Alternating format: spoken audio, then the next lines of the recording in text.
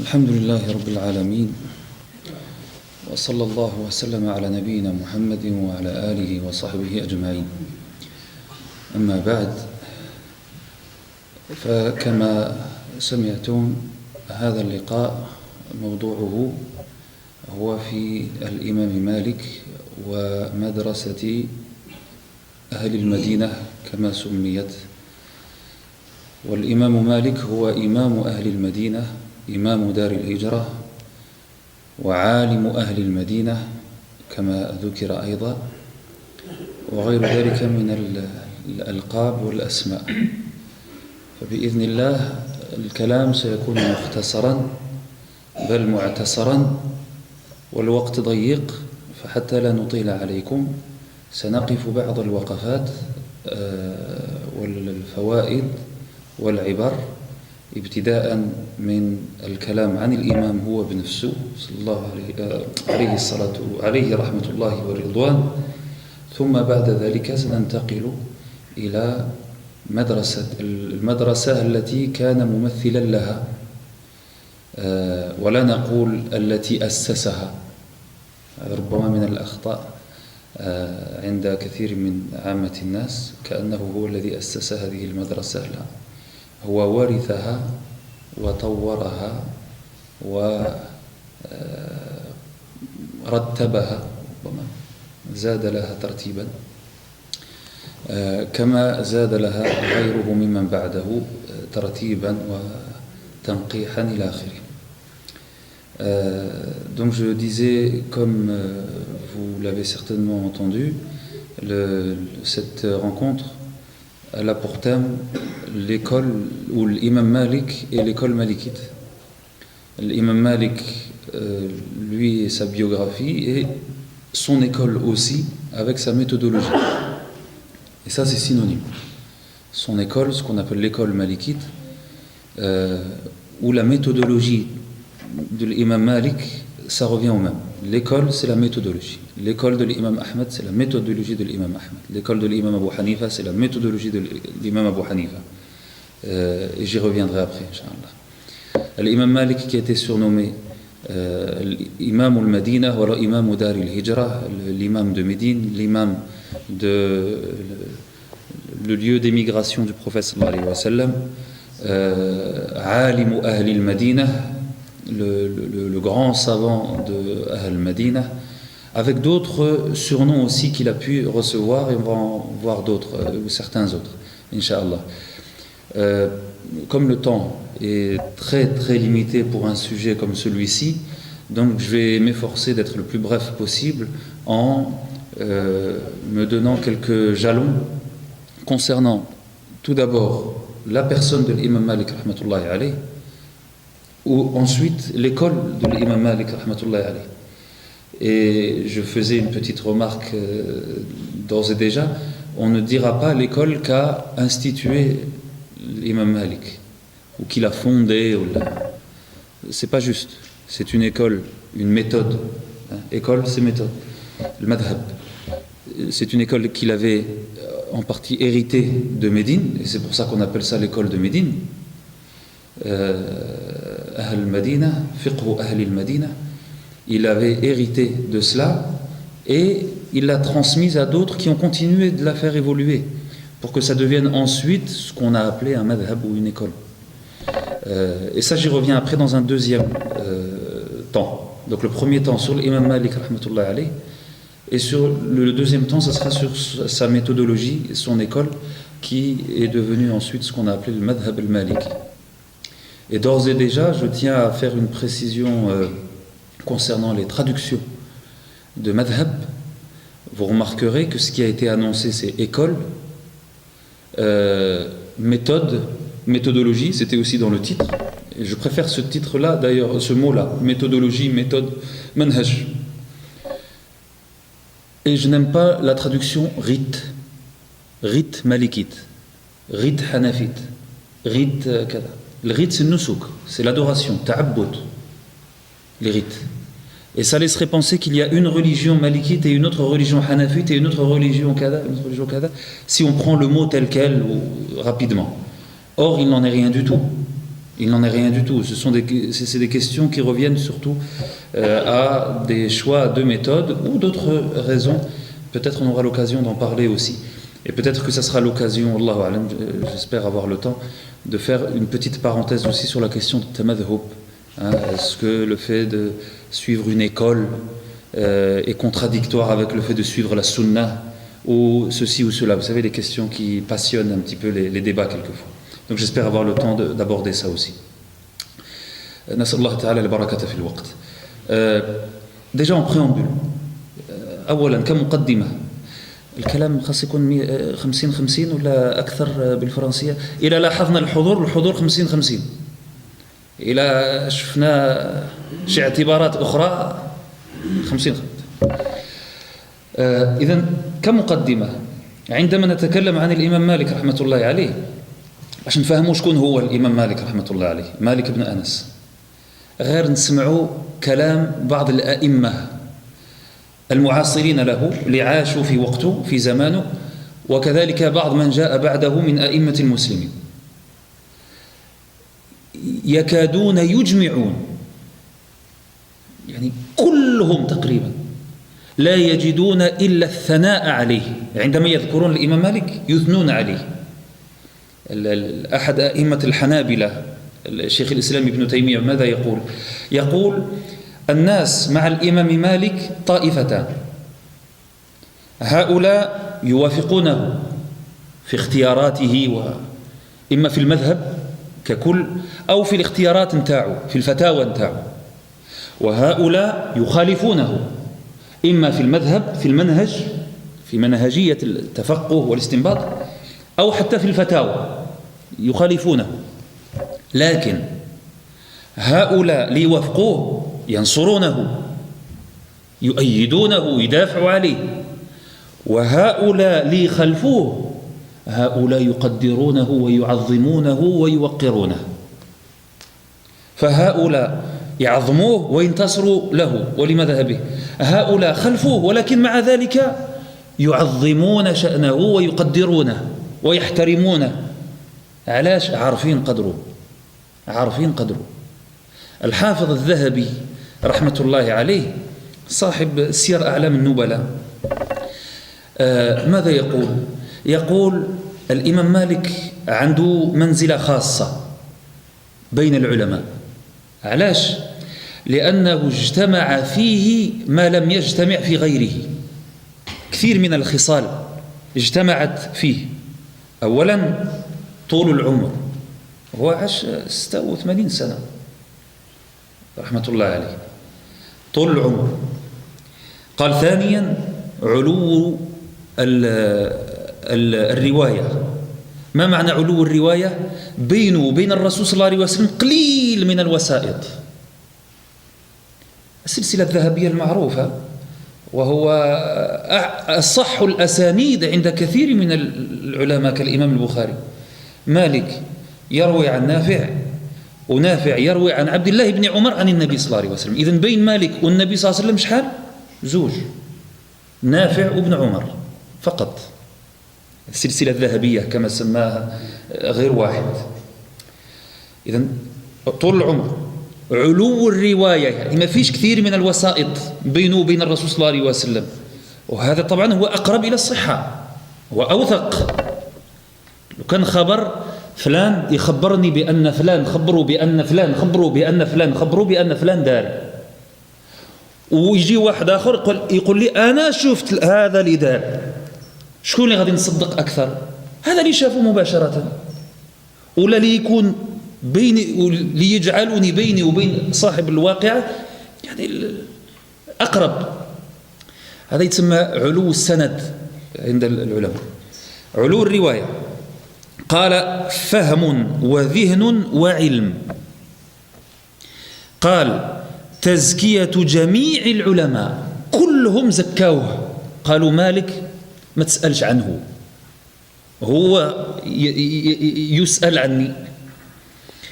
زاد قال إجماع على دينه وعدالته، كل الناس متفقين على دينه والتقوى. قال صحة القواعد،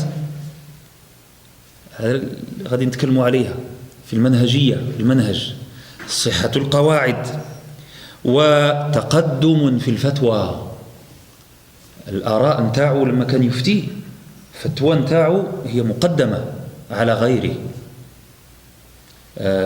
جاء عبد الله بن الإمام أحمد، تعرفوا الإمام أحمد صاحب المذهب حتى هو، وجاء بعد الإمام مالك. الإمام أحمد هو تلميذ الشافعي اللي هو تلميذ الإمام مالك. فابن الإمام أحمد سأله قال: يا أبتي لو كنت آخذا برواية رجل واحد بمن تنصحني؟ أيوة، هب أني لازم نجمع أصح الأحاديث من شخص واحد، شكون غادي نختار؟ قال الإمام مالك. قال طيب، والفقه الآن، الفقه الفتاوى، الاختيارات، فهم النصوص، أخذ الأحكام من الأحاديث ومن القرآن، شكون اللي غادي تنصحني به؟ قال الإمام مالك. كذلك رأي الإمام مالك كذلك. تقدم الفتوى. إذن ما تلقاش واحد ينتقص من يعني قدر الإمام مالك رحمة الله عليه أبدا. Donc je disais, l'imam Malik déjà en préambule pour qu'on annoncer la couleur, comme on dit. Je disais, un grand savant hanbalite de l'école de l'imam Ahmad qui s'appelle Ibn Taymiyyah, il dit vis-à-vis de l'imam Malik, donc lui il était hanbali, il était de l'école de l'imam Ahmad et pourtant il a beaucoup défendu l'école des Médinois sur un grand nombre de questions, notamment sur la méthode صحة أصول أو قواعد أهل المدينة. Il a même fait des épîtres là-dessus. Il dit l'imam Malik, par rapport à lui, les gens sont de deux catégories. Ceux qui sont d'accord avec lui ou ceux qui ne sont pas d'accord avec lui. Ceux qui sont d'accord avec lui, que ce soit dans la méthodologie ou dans les choix individuels, ceux qui sont d'accord avec lui, alors ils vont le défendre. Et ils vont le suivre, forcément. Ceux qui ne sont pas d'accord avec lui, alors ils vont le respecter. Ils vont le vanter. Et vanter ses mérites. Et le mettre à une place élevée. Donc au final, on a un consensus sur les éloges faits à l'imam Malik rahmatullahi alayhi. Et très peu de savants dans l'histoire, après l'époque des tabi'in, ont eu ce consensus. Vous savez c'est quoi les tabi'in? On a l'époque des compagnons et ceux qui sont venus après eux, qui n'ont pas vu le prophète sallallahu alayhi wa sallam mais qui ont vu les compagnons. On appelle ça tabi'in. Et ceux qui ont vu ceux-là, les tabi'in, sans avoir vu les compagnons, on appelle ça atba' at-tabi'in. L'imam Malik fait partie d'atba' at-tabi'in. Et donc après l'époque des tabi'in, on ne trouvera personne, ou très peu, ce sera rare, ceux qui feront un tel consensus que l'imam Malik. Je citais aussi la parole de l'imam al-Dhahabi, qui était un grand spécialiste notamment des biographies des savants. Et son encyclopédie Siyar A'lam al-Nubala, elle fait référence dans ce domaine. Et quand il a parlé de l'imam Malik, il dit l'imam Malik, peut-être que ce consensus-là, il vient du fait qu'il y a plusieurs caractéristiques qui se soient réunies en lui et qu'on ne trouvera pas réunies de la sorte chez un autre. Premièrement, il a vécu longtemps. Il a vécu 86 ans. Rahmatullah alayhi. Deuxièmement, il a très peu d'intermédiaires entre lui et le prophète sallallahu alayhi wa sallam. Quand il rapporte les hadiths, très peu. Et il lui arrive d'avoir que 2 rapporteurs. Nafi' ibn Umar, par exemple. 3 entre lui et le prophète sallallahu alayhi wa sallam. Abu Zinad, al-A'raj, Abu Hurayra. Donc, très peu. Ensuite, le fait qu'il ait été doté d'une compréhension aiguisée des textes, le fiqh, le fahm. Il était intelligent et il mémorisait beaucoup. Tous les savants sont consensus pour faire ses éloges. Tout le monde est unanime pour parler de sa piété. Il a des fondements, une méthodologie, le qawa'id, une méthodologie, des fondements qui sont justes. Je disais, Ibn Taymiyyah, il a même écrit un épître pour défendre la justesse des fondements de la méthodologie des gens de Médine, dont était représentant l'imam Malik. Taqaddum fil fatwa, les avis qu'il émettait, ils étaient au-dessus. Ils étaient au-dessus des autres.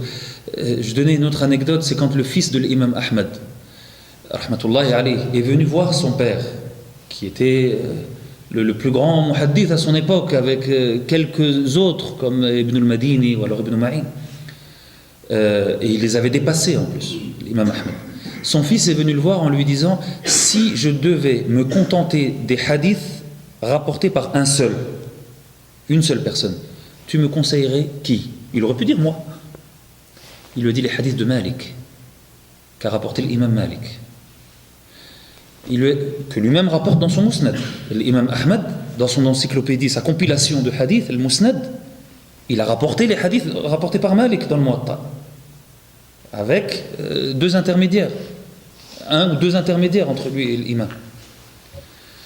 Il lui a dit d'accord, et si je devais me contenter des avis juridiques, le fatawa, le ra'i, le masail, si je devais me contenter des avis d'une seule personne, voilà, j'ai pas envie de m'éparpiller, une seule personne, vers qui je devrais revenir?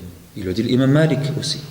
Prends les opinions de l'imam Malik également, les fatawa de l'imam Malik. Ça vous montre la place de l'imam Malik. Et pour rester avec l'imam Ahmad, pour montrer la place qu'avait l'école de Médine en général, que représentait l'imam Malik, lorsqu'un homme est venu voir l'imam Ahmad, et il lui a dit: écoute, voilà, j'ai dit ça et ça à mon épouse, par rapport au divorce, des formules de divorce. Est-ce que le divorce est effectif? Ahiya taliq. Il lui a dit oui. Tu n'as plus le choix. Elle est divorcée. L'imam a vu que cet homme était attristé, effondré. Il ne s'attendait pas à ce que sa parole ait eu une telle portée. Alors l'imam Ahmad lui dit: reviens ici. Il lui dit: tu vois là-bas le halqa qui est là-bas? C'est le halqa de l'madaniyin, de ceux qui suivent l'école de Médine. Lui, il était à Bagdad, il était à Bagdad. Il lui dit: celle-là, c'est ceux des Médinois, de ceux qui sont de l'école de Médine. Va leur demander à eux. L'imam Ahmad, il savait que eux, ils allaient lui dire autre chose. Que dans les choix de l'imam Malik, c'était pas effectif. Le talaq, il n'était pas effectif, le divorce. Il lui dit: mais tu m'autorises à prendre de leur avis, même si c'est pas le même que le tien? Il lui dit: subhanallah, tu vas pas accepter l'avis de l'imam Malik? Pourquoi t'accepterais pas l'avis de l'imam Malik? Alors que lui, il n'était pas de cette opinion-là, Ahmed ou Ibn Hanbal, rahmatullahi alayhim jami'an. Alors l'imam Malik, rahmatullahi alayhi, on va employer des mots justement qui permettent de remettre les choses en place.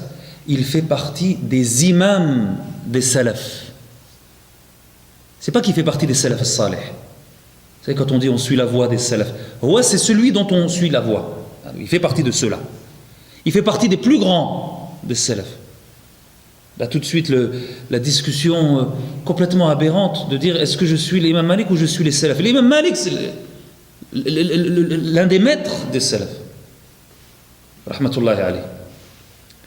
Donc, l'imam Malik, il est né en 93 de l'Hégire. Il est mort en 179 de l'Hégire. Donc, il est mort au 2e siècle.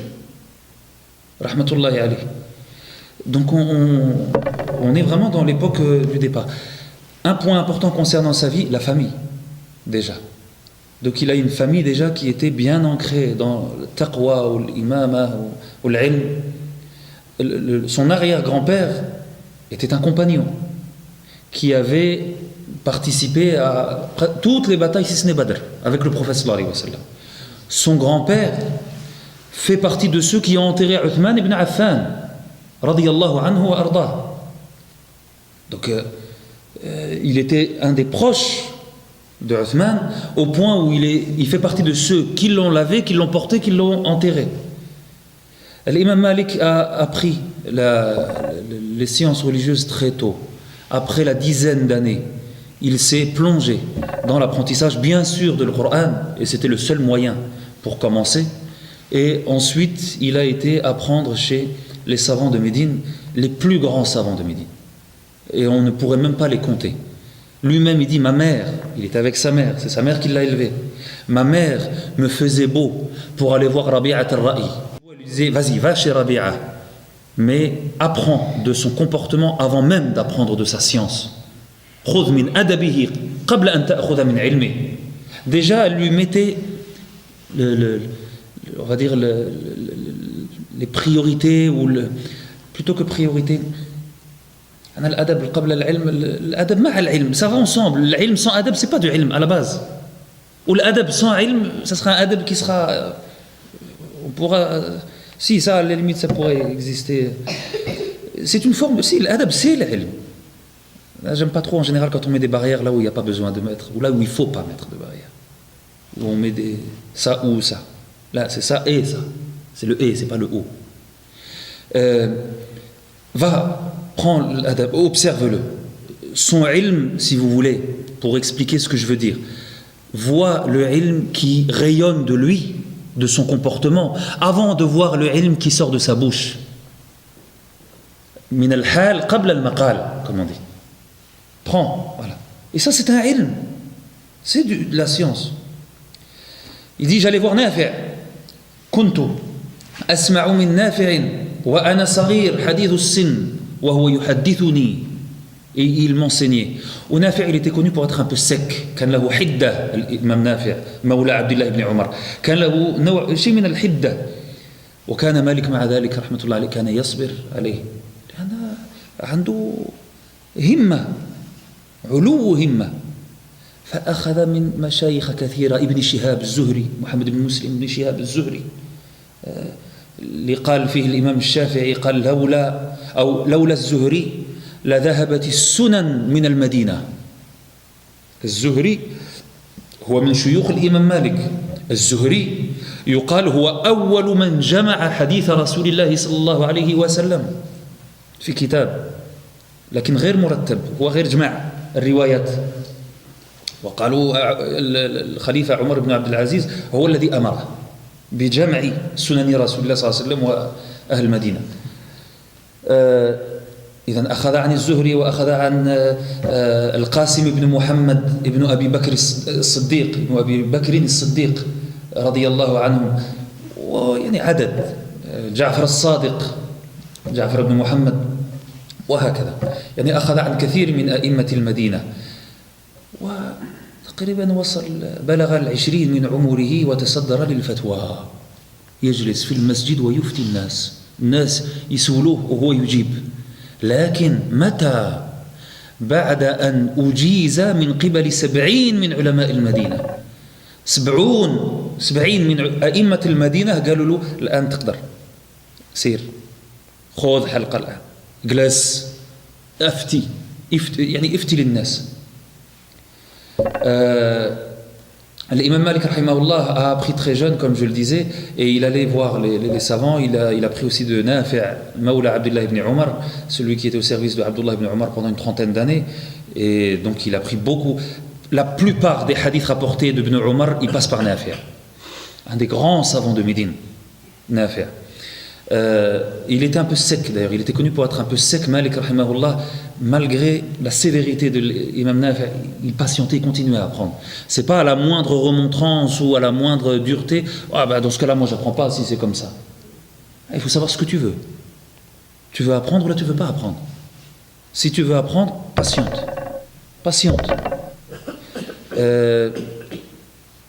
Al-Qasim ibn Muhammad ibn Abd al-Rahman, donc le petit-fils de le petit-petit-fils de Abu Bakr as-Siddiq, Al-Qasim ibn Muhammad ibn Abi Bakr, pardon. Donc le petit-fils de Abu Bakr as-Siddiq, et d'autres comme ça. Az-Zuhri, Ibn Shihab Az-Zuhri.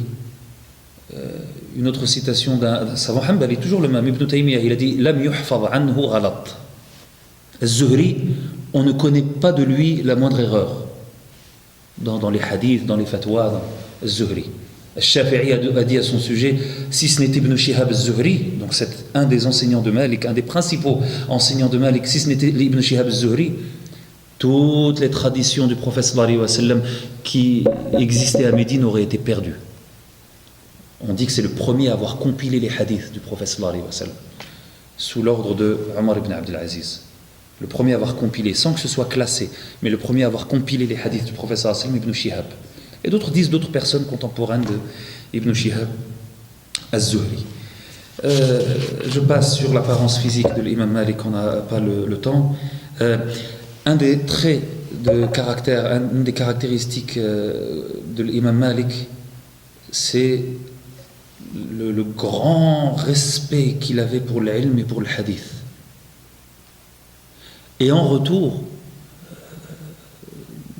كما تدين تدان الجزاء من جنس العمل هل جزاء الإحسان إلى الإحسان. Il bénéficiait d'un très grand respect des gens. Il dégageait un charisme, voire même une crainte chez ceux qui étaient face à lui. Et cette crainte-là, elle était beaucoup liée au respect que lui montrait pour les hadiths du prophète sallallahu alayhi wa sallam, et l'ilm en général. Quand les gens venaient le voir, il sortait. Il disait, qu'est-ce que vous voulez? S'il disait, on a des questions à te poser, il répondait directement. S'il disait, on veut entendre le hadith du prophète sallallahu alayhi wa sallam, il leur disait, attendez. Il allait faire la douche, il s'habillait avec des beaux habits, il se parfumait, il mettait l'imama, le turban, il se faisait beau, et ensuite il leur disait haddathana. Une fois il était avec Abdurrahman ibn Mahdi. Abdurrahman ibn Mahdi, c'est un de ses contemporains, des grands savants du hadith, et qui était aussi un de ses élèves. Et alors qu'ils étaient en train de marcher l'un à côté de l'autre, l'imam Abdurrahman lui a posé une question. Il a dit, oui, dis-moi tel hadith du prophète sallallahu alayhi wa sallam. Là, l'imam Malik s'est arrêté. Il lui a dit, subhanallah, je te croyais mieux que ça. Je croyais que tu valais mieux que ça. Tas'aluni an hadithi Rasulillah sallallahu alayhi wa sallam wa nahnu namshi. Tu me demandes de te donner un hadith du prophète sallallahu alayhi wa sallam en marchant. Mais on s'assoit, on se pose pour entendre la parole de Rasul sallallahu alayhi wa sallam. Ouais, il a vraiment un respect, certains pourraient dire exagéré, pour les hadiths du prophète sallallahu alayhi wa sallam. Mais même si l'apparence pourrait paraître exagérée, l'intérieur et ce qui a motivé ce respect-là, il ne peut pas être exagéré.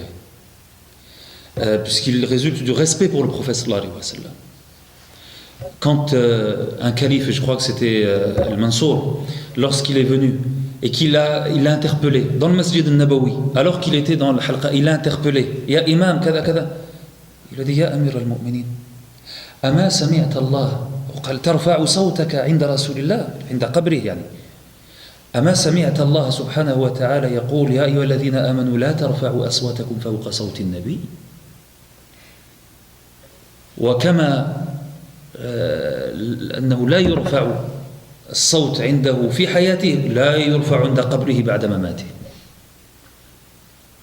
Il l'a interpellé, il a dit, il dit, Ya Amir al-Mu'minin, tu lèves la voix à côté du tombeau du prophète sallallahu alayhi wa sallam.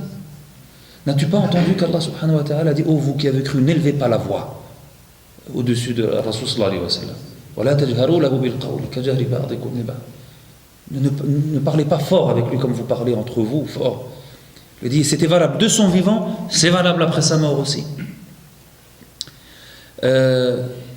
Lui-même, il dit, un tel, parmi les ulama, je crois que je dois avoir son nom, oui, Amr ibn Dinar, un des grands savants de Médine, un des grands muhaddithines de Médine. Amr ibn Dinar, il avait ses assises où il rapportait les hadiths du prophète sallallahu alayhi wa sallam. Attention, il faut remettre dans le contexte. On n'avait pas les livres. On n'avait pas les livres. Il y avait le masahif, le Coran. Alhamdulillah. Mais il n'y avait pas. Sahih al-Bukhari, il n'était pas là. Une fois, quelqu'un m'a dit, c'est dommage, dans le Muwatta de l'imam Malik, je ne vois pas qui a rapporté les hadiths qui rapporte l'imam Malik. C'est l'imam al-Bukhari qui a rapporté les hadiths de Malik, et pas l'inverse.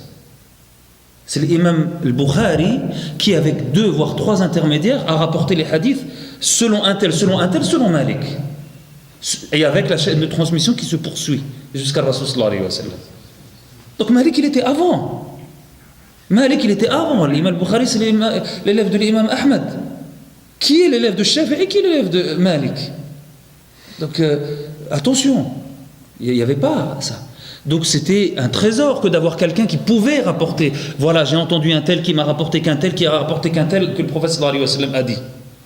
C'était des occasions en or. Ou alhamdoulilah, à Médine, du fait que les compagnons étaient restés à Médine, ou en tout cas beaucoup d'entre eux, surtout pendant le califat de Omar ibn Khattab, radiyallahu anhu, qui empêchait beaucoup de quitter Médine. Et il appliquait wal madinatu khayrun lahum law kanu ya'lamun. Donc beaucoup de compagnons sont restés à Médine. Et donc le savoir que les compagnons avaient pris du prophète sallallahu alayhi wa sallam a été transmis à Médine. C'est pour ça que Médine avait une place particulière. Fiqhu al-Madina, fiqhu ahli al-Madina. C'est la raison pour laquelle l'imam Malik n'est jamais sorti de Médine sauf pour faire le hajj. Sauf pour faire le hajj. Et il a pris des savants de Médine. Et sauf un, ou ceux qui venaient à Médine. Et il y en a un qui l'a pris, un d'Irak, là je reviens après. Abdelkarim, quoi qu'il en soit, je disais quoi? Oui, donc Amr ibn Dinar, il avait son assise. L'imam Malik il dit je n'ai pas pris de lui. Je n'ai pas pris les hadiths de Amr ibn Dinar. Pourquoi? Il dit parce qu'un jour je suis venu et j'ai assisté à son cours de hadith et il transmettait le hadith et ses élèves ils étaient debout. Et j'ai pas supporté ça, je suis parti. Il aurait pu prendre beaucoup de... Je suis parti. Tout ça pour vous dire le respect qu'il avait pour hadith Rasulullah sallallahu alayhi wa sallam. On rapporte que l'imam Malik, il marchait. Il n'osait pas monter sur un âne, un chameau, un cheval. Il dit comment ça? Je vais monter sur une monture dans la ville où le prophète sallallahu alayhi wa sallam marchait, dans la ville où il est enterré. Donc il avait ce grand respect pour Rasul sallallahu alayhi wa sallam que chaque croyant doit avoir, mais lui c'était à un niveau élevé, ou min al-iman, ça montre la foi qu'il avait. Et ça se répercutait, et ça se voyait dans le respect qu'il avait dans le hadith. Eh bien en retour, Allah subhanahu wa ta'ala lui a donné un charisme et un respect qu'il inspirait à ceux qui venaient à ses assises. L'imam Shafi'i disait même quand on devait tourner les pages, on faisait attention de ne pas faire de bruit, pour ne pas le déranger. On ne voulait pas faire de bruit pour ne pas le perturber. L'imam Shafi'i, il dit l'imam Malik, il a haïba. Il inspirait ce respect-là, cette crainte-là, et en particulier par ses silences. Des fois, il restait silencieux, comme ça. On lui posait une question, il ne répondait pas, il restait silencieux. On avait compris. Ses élèves n'osaient même pas lui dire cette fatwa-là, cet avis-là, d'où tu le sors? Sur quoi tu te bases? Ad-dalil. Personne n'osait lui dire Ad-dalil. Personne n'osait lui dire. Pourquoi? Le respect, et en plus c'est Malik. S'il le dit, il sait d'où ça vient. Moi, je ne sais pas, lui, il sait. Et j'ai confiance en lui. J'ai confiance en lui. Taqlid mashroua.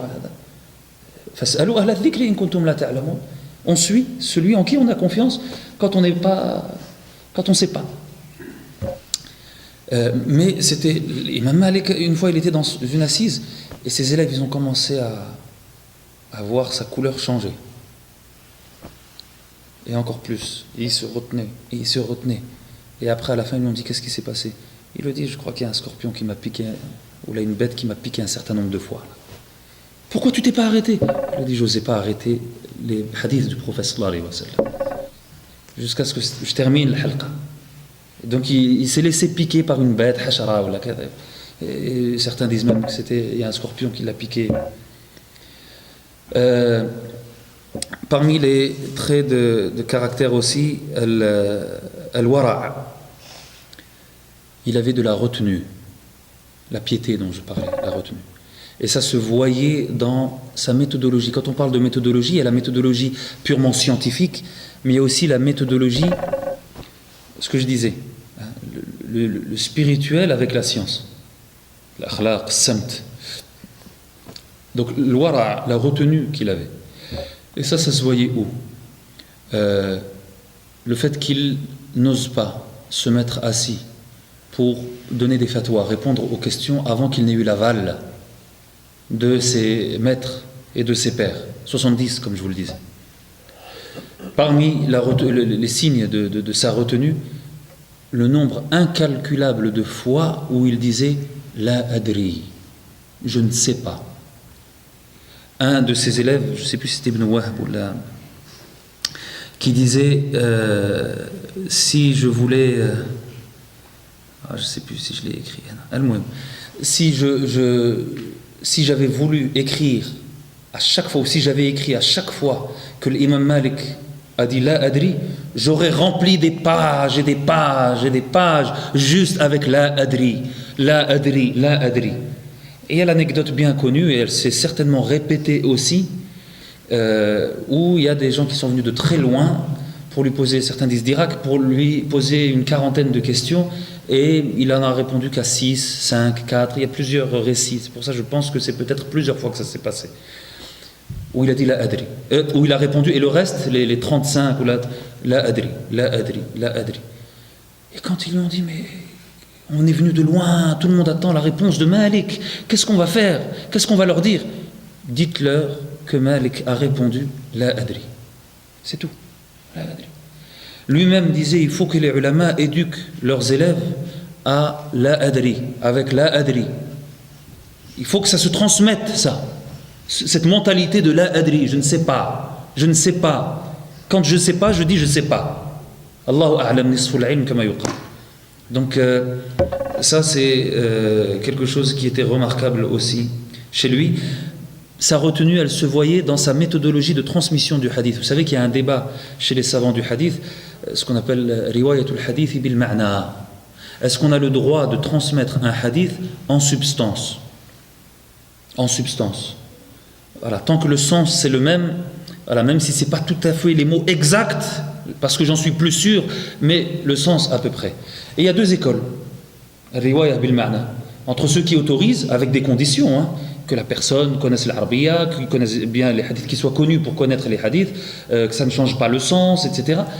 Et puis ceux qui disent non, soit tu le rapportes au mot près, soit tu le rapportes pas. L'imam Malik, rahimahullah, il était de cette deuxième catégorie.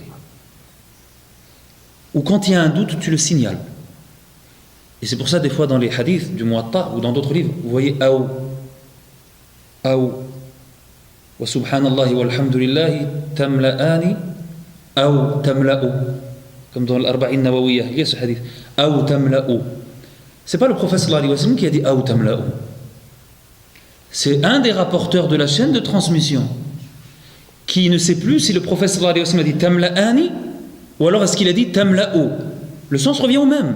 Ces deux paroles-là, elles remplissent la balance, ou elles remplissent ce qui est entre les cieux et la terre. Tamla'u ou tamla'ani. Il a dit ça, ou qala tamla'u, ou il a dit ça.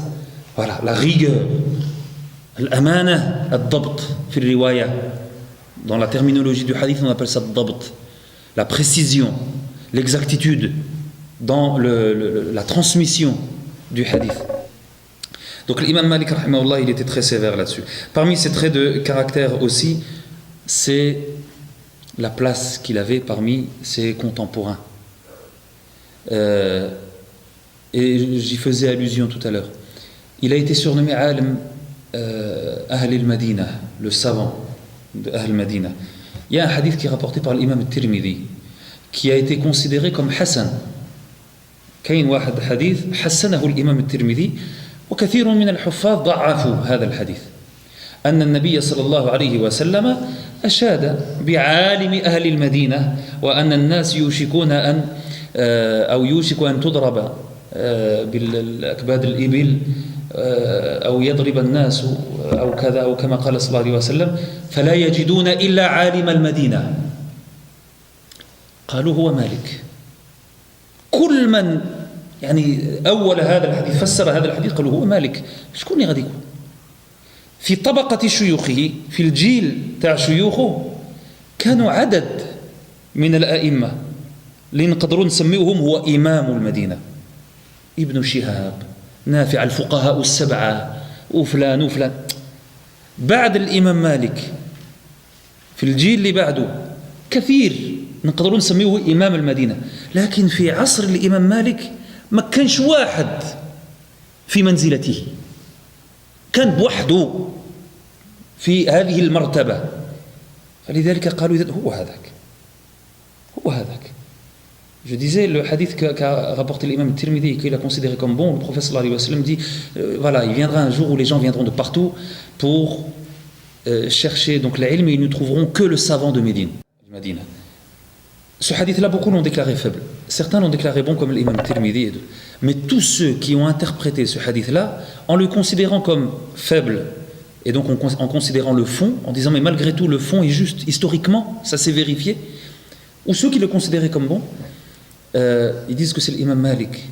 Parce que la génération avant lui, il y avait plusieurs maîtres de la sunna. Après l'imam Malik, il y a eu plusieurs maîtres de la sunna qui pouvaient, si vous voulez dire, rivaliser en science et en popularité. À l'époque de l'imam Malik, il n'avait pas de concurrent, si vous voulez, à Médine. Il était au-dessus de tout le monde, rahmatullahi alayhi. Et de ce fait, tout le monde venait de partout, de tout le monde musulman. D'autant plus que c'était le chemin du Hajj, mais même comme cela, n'oubliez pas qu'on est à Médine, la ville où s'est installée la législation islamique et la communauté musulmane, où est resté le prophète sallallahu alayhi wa sallam 10 ans, où il est mort et où ses compagnons sont beaucoup restés. Et donc où les traditions du prophète sallallahu alayhi wa sallam sont restées aussi. Et donc tout le monde a donné une place particulière à Médine et au savant de Médine, le plus grand, à savoir Malik rahmatullahi alayhi. Donc à son époque, comme je le disais. Quant aux éloges des savants, j'en ai donné certains. L'imam Shafi'i disait إذا ذكرت العلماء فمالك النجم. Si tu veux parler des ulama, Malik c'est l'étoile, c'est la star, c'est le meilleur, c'est le top. Et il y en a un certain nombre d'éloges de cette façon-là. D'où vient cette place-là de l'imam Malik? On n'a rien sans rien. On n'a rien sans rien. Haluhu ma'Allah. Comment est-ce qu'il était avec Allah subhanahu wa ta'ala?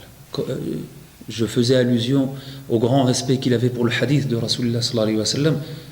Ça ne fait que refléter une partie de l'amour et de la vénération qu'il avait pour le prophète sallallahu alayhi wa sallam. Et donc, quand on a questionné sa sœur et qu'on lui a dit « Et comment il était à la maison? Qu'est-ce qu'il faisait ?» Elle leur a répondu quoi?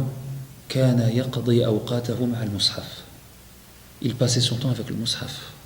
Il lisait le Coran Karim tout le temps. Le Coran Karim à la maison.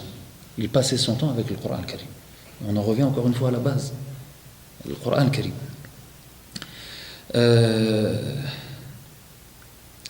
Parmi les traits de caractère, et là ça fait une transition, si vous voulez, à la méthodologie, en plus de certains points dits précédemment, et ça, encore une fois, ça coule de source, avec le respect qu'il avait pour le hadith du prophète sallallahu alayhi wa sallam. Il ne voulait laisser aucune chance à des paroles étrangères de s'infiltrer au nom du prophète sallallahu alayhi wa sallam, ou d'être affilié de façon erronée à la parole du prophète sallallahu alayhi wa sallam. وكان من شدة محبته وتعظيمه لرسول الله صلى الله عليه وسلم لا يسمح أن يدخل كلام غير رسول الله صلى الله عليه وسلم إلى كلامه، أن يخلط بين كلامه وكلام غيره صلى الله عليه وسلم. وبالتالي كان من أشد الناس انتقادا للحديث وللرواة. كان يغربل الأحاديث غربلة شديدة، يعني قل من رأينا مثله في هذا. اللي يجيب له الصحيح هو ما غاديش يسمع ويكتب ويروي من بعد ويقول قال رسول الله صلى الله عليه وسلم إلا إذا كان يثق 100% بأن هذا الكلام من النبي صلى الله عليه وسلم. فيشوف يمتحن الرواة، هذه السلسلة، هذو اللي ينقلوا الخبر عن النبي صلى الله عليه وسلم يختارهم بدقة شديدة. Donc il sélectionnait les rapporteurs. Et ça, c'est de l'amour du prophète sallallahu alayhi wa sallam. Pour pas qu'il y ait un mélange, qu'on mélange les paroles d'autrui à celles du prophète sallallahu alayhi wa sallam. Et donc, il rapportait de ceux dont il était sûr. De ceux dont il était sûr.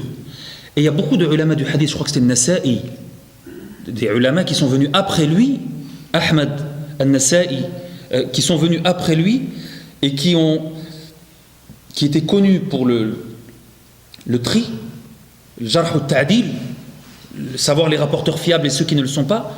Certains d'entre eux, je crois que c'était Nasa'i qui a dit, il nous suffit pour savoir si un rapporteur est fiable de voir si Malik a pris de lui.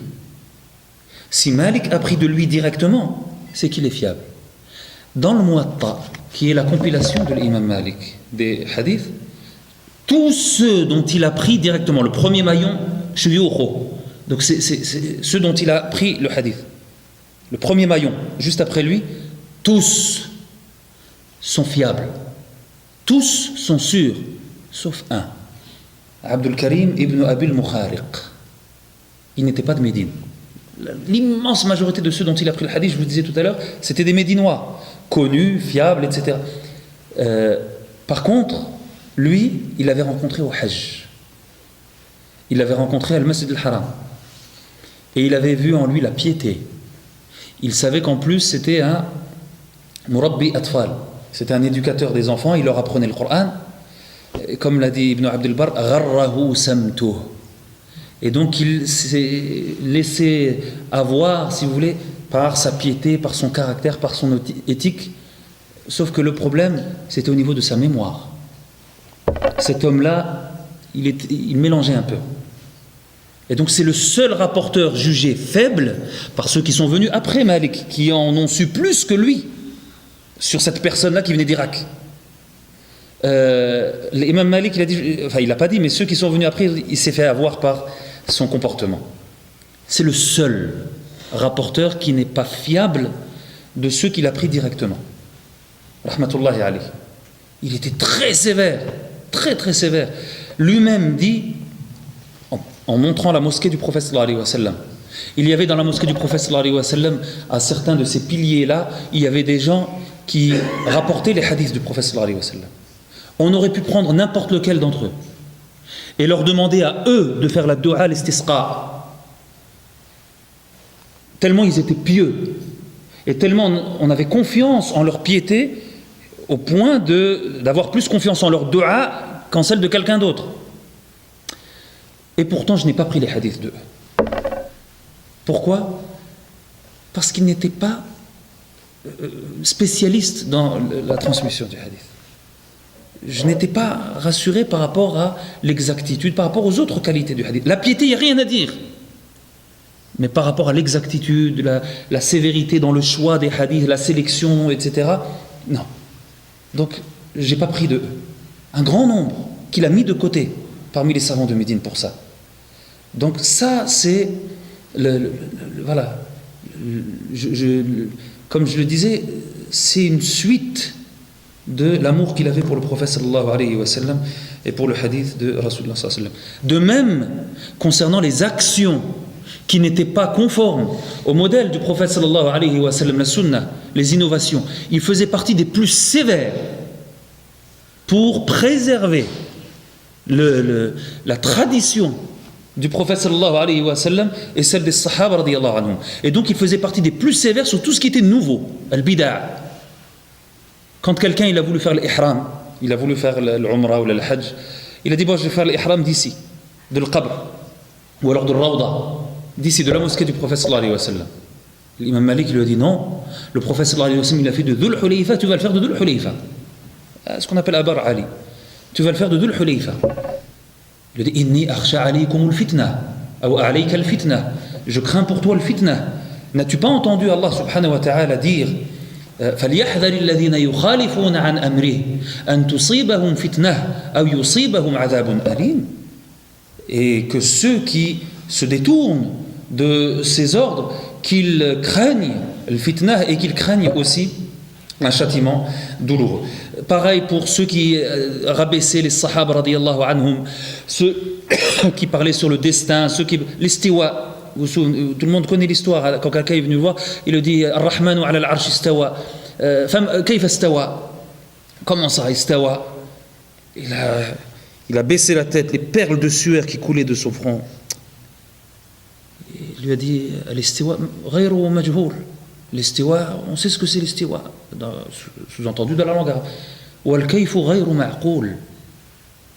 Par contre, le kayf, le comment concernant Allah subhanahu wa ta'ala, on ne peut pas. Allah subhanahu wa ta'ala est différent. Wal-imanu bihi wajib. On doit y croire à cela. Ar-Rahman wa al-Arsh istawa. C'est venu un certain nombre de fois dans le Coran. L'istiwa. Was-su'alu anhu bid'a. Par contre, poser la question que tu viens de poser des questions sur le comment, bid'a, c'est une innovation. Ça ne doit pas exister dans la religion. Wa ma uraka illa mubtadi'an. Et moi, je pense que tu n'es qu'un mubtadi' qui essaye de akhrijuhu an. Il avait ses videurs, rahmatullahi alayh. Le respect pour la sunna. Il lui dit faites-le sortir. Faites-le sortir celui-là.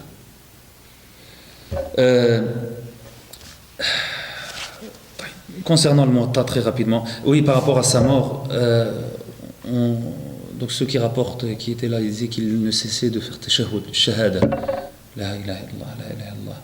Et il disait lillahi al-amru min qabl wa min ba'd, lillahi al-amru min qabl wa min ba'd. Il ne cessait de répéter shahada et de répéter cela. Et à Allah appartient l'ordre ou la décision avant et après. Donc ça c'est concernant cela. En 2-3 phrases maintenant par rapport à al-Muwatta ou alors par rapport à la méthode, donc je vais abréger. Le mercredi d'habitude c'est Dars Siyar, hein?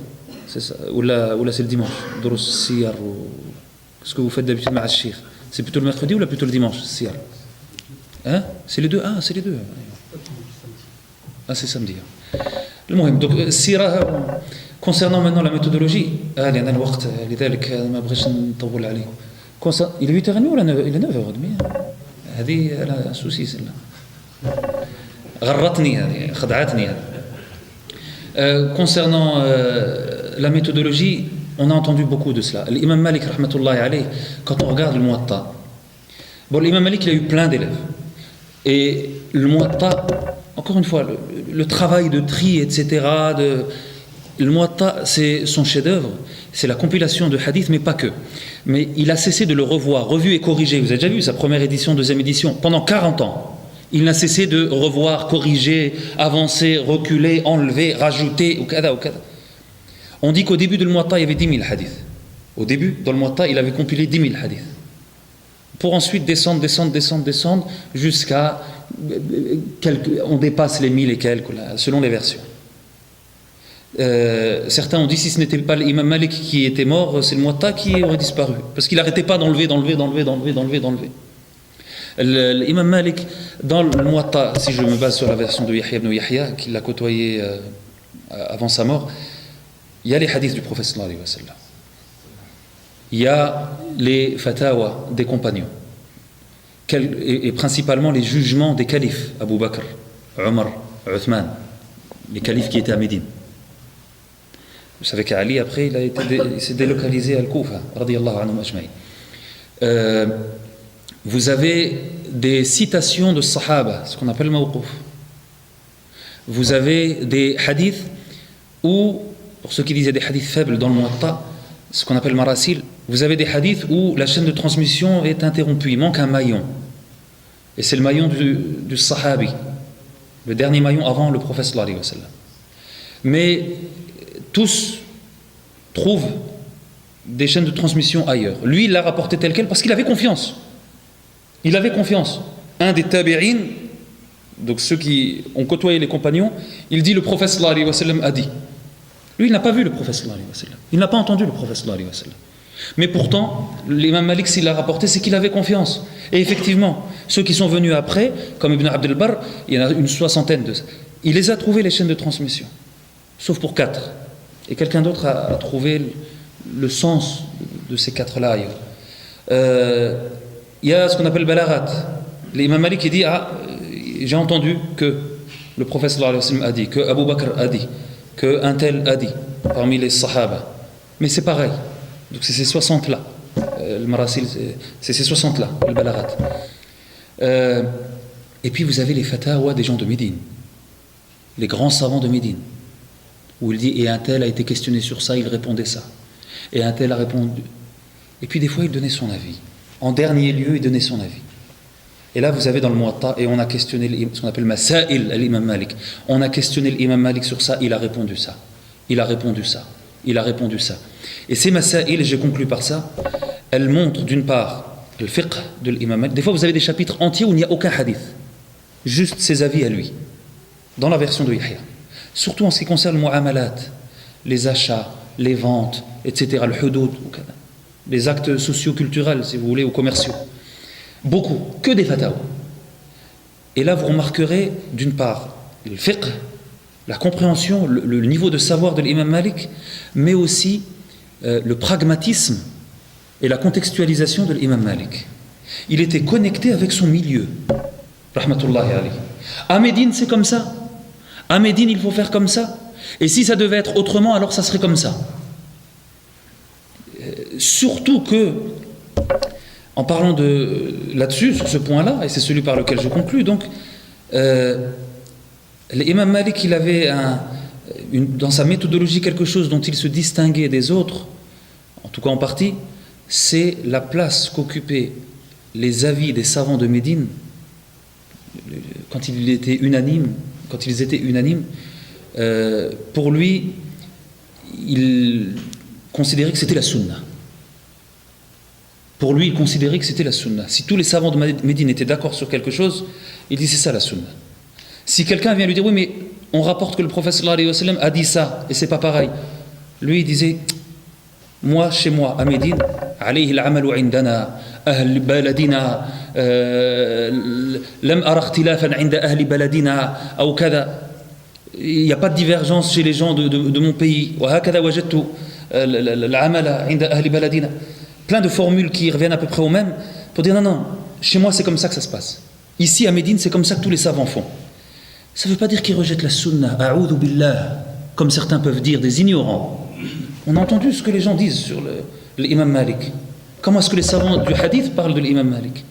Et aujourd'hui on a des ignorants qui ne savent même pas lire le Fatiha, qui vont dire là l'imam Malik il a rejeté des hadiths pour l'amal. Là c'est parce que pour lui il y a quelque chose de douteux dans ce hadith là. Comment le prophète sallallahu alayhi wa sallam aurait dit ça et pourtant personne n'applique ce hadith là à Médine? Alors que ceux que je vois moi, mes chouyours, c'est ceux qui ont appris des sahaba radiyallahu anhum. Si eux sont tous d'accord, c'est que ceux qui sont au-dessus d'eux étaient tous d'accord, sinon il y aurait eu une trace de divergence qui aurait été héritée. Donc s'ils sont tous d'accord, c'est qu'à l'époque des sahaba c'était comme ça. Et si c'était comme ça à l'époque des sahaba, c'est qu'ils l'ont pris de Rasul sallallahu alayhi wa sallam. Donc lui il considère que ça ne représente pas qu'un seul hadith, le consensus des gens de Médine, mais comme s'il y avait une multitude de hadiths. Comment est-ce que je vais mettre en opposition un seul par rapport à une multitude, ou ce qui équivaut à une multitude? Et dans ce sens, il y a une partie de cette méthode-là qui est commune même chez l'imam Ahmed ou Shafi'i ou sur certaines questions. Donc quand on dit l'imam Malik, dans sa méthodologie, il prend des actions des gens de Médine, c'est pas les gens du commun, c'est les savants de Médine quand il y a un consensus. Comme la façon de faire l'adhan, comme la façon de faire ceci ou cela. Ah si, il a choisi ça, il a choisi ça. Parce qu'il considère que c'est comme ça, la sunna, héritée à Médine. À Médine. Donc, Amal Ahl Madina, c'est parce qu'il considère que ça suit la sunna. C'est une prolongation de la sunna. Quand il y a une divergence chez les gens de Médine, là c'est autre chose. Là il va choisir. Là il va choisir. Et ça c'est ce que je préfère. Et ça c'est ce que j'ai entendu de mieux pour moi. Et ça c'est ceci. Et ça c'est cela. Donc l'imam Malik est une école. Au point où ensuite ça a été travaillé, cadré, classé, etc. Après pour devenir ce qu'on a appelé ensuite le madhab de l'imam Malik. Mais ce n'est ni plus ni moins l'école de Médine en général. L'école de Médine. Donc c'est mieux encore de dire Madrasat Ahl Madina. أكتفي بهذا القدر إن شاء الله وأستسمح على الإطالة. Donc je m'excuse pour avoir été peut-être un peu long وأستسمح كذلك على ربما كثرة الكلام بالفرنسية ولكن الوقت كان ضيق. Et donc c'est juste un aperçu de cela.